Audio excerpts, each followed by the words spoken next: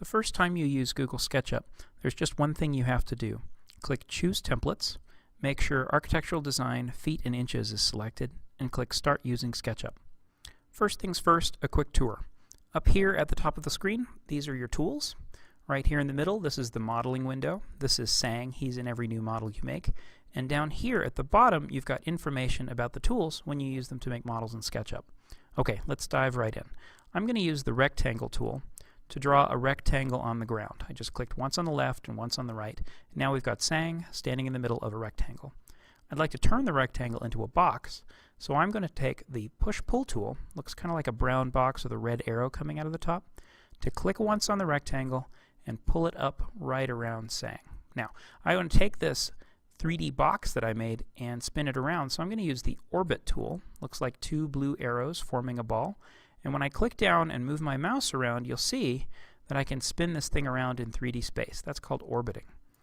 I'm going to take the rectangle and cut a door in the side of this building, just like that. And then I'm going to take the Push-Pull tool and push in that a little bit. I'm going to take the eraser and erase away the bottom edge of the door. And what you'll see when I get the Orbit tool again is that Sang's actually still inside. So what we've got is a little building with Sang inside. Next thing I'm going to do is take the circle. Let's draw a little circular window on the side of the building right there.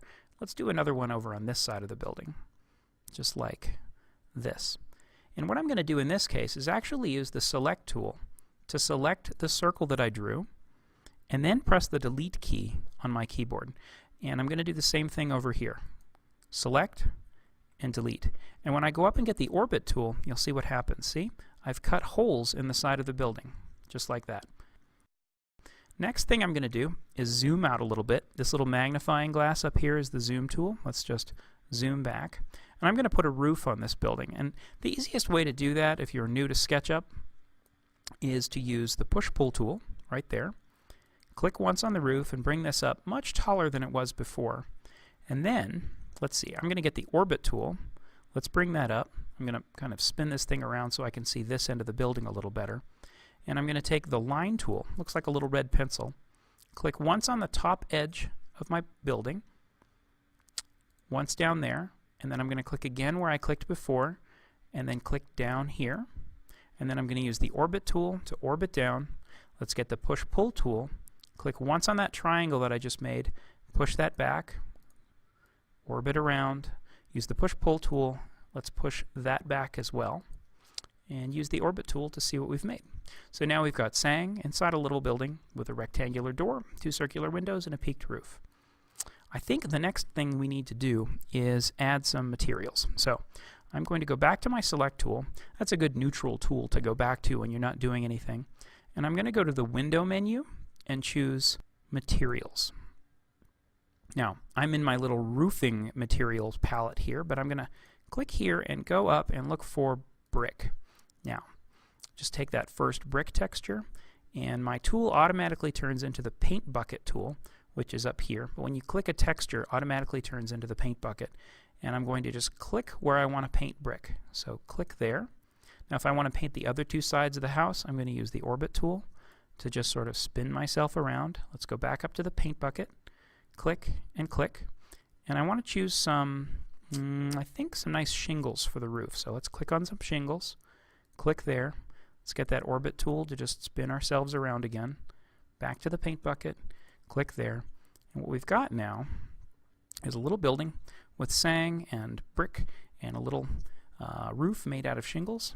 And it looks pretty good right now. I'm going to close up my Materials palette and go to Window and Components. Now, the Components dialog box, or browser, is where you go to find things like furniture and cars and trees and those kinds of things. What I want to do is bring in a piece of furniture for this little house. And right here I have a bench. I'm going to click on the bench, and then you'll see it goes on the end of my cursor. I'm just going to set it down exactly where I want it to be. And I think this model needs one more thing, and I think that's probably a friend for Sang. So I think I remember up here seeing, yep, there she is. Right here, Nancy. I'm going to click on her, and you'll see that Nancy's at the end of my cursor now. Let's just put Nancy over here in the model. And you can just drag in anything you like from here. You can type in what you're looking for right here, And this little button actually gives you access to even more libraries of components. So there's a whole world of content in here if you like. For now, I'm going to close that up. I'm going to get my Orbit tool to take a look at what I've got. And, well, at this point, actually, I'd like to show you something that actually really just advanced users of SketchUp use, but I think you'll get a kick out of it. So watch this. I'm going to go to Window, and I'm going to turn on Shadows.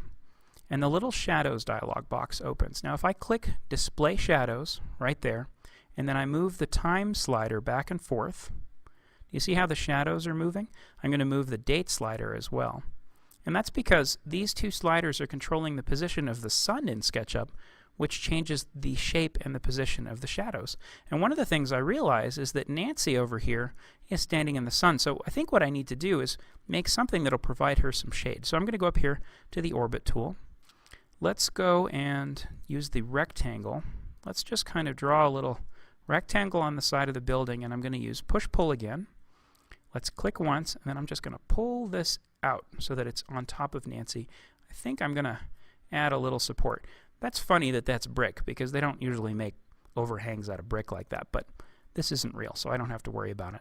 Let's just use the circle to draw a circle on the underside there. I'm going to use the push-pull tool, click on the circle, and then hover on the bottom of the house and click, and then use the Orbit tool. And you'll see what that did was make sure that that column, this one here that I just made, comes down all the way to the ground. Now, it looks like Nancy's still in the sun, so I need to move this time of day around and the date until Nancy's not standing in the sun anymore. There we go. Cool. So now Nancy's in the shade. Sang's inside the house. They've got a little bench to sit on, and I think everything's pretty good. All right, that's all I'm going to show you. It's your turn. You can model a house for Sang or anything else you can imagine. Thanks very much for watching.